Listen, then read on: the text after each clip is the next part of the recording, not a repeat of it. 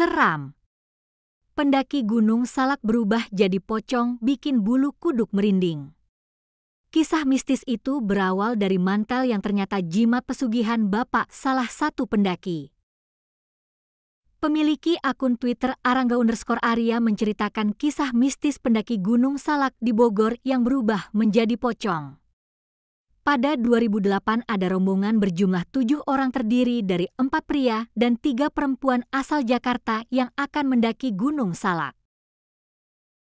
Arya yang saat itu membutuhkan uang untuk study tour ke Yogyakarta mengiyakan tawaran sebagai pemandu untuk menemani mereka selama 3 hari 4 malam bersama temannya. Awal perjalanan mereka sudah diselimuti angin kencang dan suara-suara binatang yang mencekam sampai akhirnya mantel salah satu pendaki bernama Ririn hilang di malam kedua di Gunung Salak. Ririn yang panik meminta rombongan mencari mantelnya lantaran takut dimarahi bapaknya sang pemilik mantel tersebut dan dirinya tak izin meminjamnya.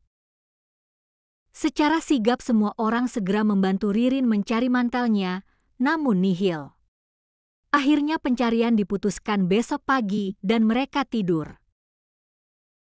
Sebagai tour guide, Arya punya kewajiban menjaga tenda selama yang lainnya tidur. Keberanian itu dia kumpulkan mengingat kejadian sebelumnya di mana Arya melihat mantel Ririn terbang melayang di sekitar tenda, tapi dia berusaha tetap diam. Tak lama mantel ditemukan Ririn kembali sesaat dia hendak buang air kecil di sungai karena mantel tersebut memang tiba-tiba ada di sana. Petaka dimulai di malam ketiga ketika semua rombongan berkumpul di luar dan mengelilingi api unggun.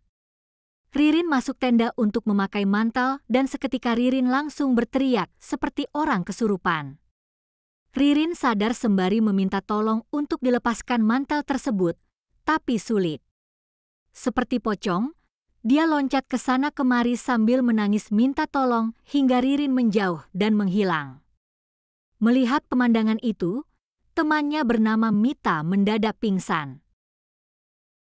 Keadaan Ririn saat itu berubah-ubah menjadi dirinya dan pocong. Akhirnya pendaki lainnya memutuskan turun gunung dengan tujuan meminta pertolongan. Singkat cerita, Bapak Ririn menghubungi dan langsung menuju lokasi untuk membantu mencari Ririn yang hilang di Gunung Salak karena diusir oleh penunggu Gunung Salak yang tidak mau menerima pocong Ririn karena bukan makhluk halus yang mati. Selama 7 hari berturut-turut mereka mencari Ririn dan tepat di hari terakhir Ririn ditemukan di atap permukiman warga sambil menangis.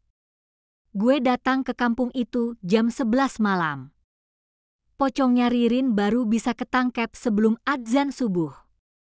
Susah juga nangkepnya, butuh beberapa orang pinter sama ustaz. Merupakan sebuah keberuntungan Ririn ditemukan sebab mereka memang hanya punya waktu 7 hari mencari Ririn lalu membebaskannya sebelum akhirnya dia mati jika terlambat ditemukan. Proses pelepasan mantel dari badan Ririn juga tidak mudah. Berulang kali kain kafan berubah menjadi mantel sampai akhirnya bisa dibuka dan dibakar. Pas dilepasin kainnya itu, kain berubah jadi mantel lagi. Pocong itu kembali jadi Ririn lagi, tapi dia telanjang, badannya kotor, bau busuk gitu, tulis pemandu yang saat itu masih berusia 17 tahun. Selama mantel dibakar, Ririn kerap merasakan panas di sekujur tubuhnya hingga dia lemas dan dirawat di rumah sakit selama 4 hari. Tidak ada keterangan lebih lanjut apakah Bapak Ririn akan berhenti bermain pesugihan sejak kejadian yang hampir merenggut nyawa anaknya.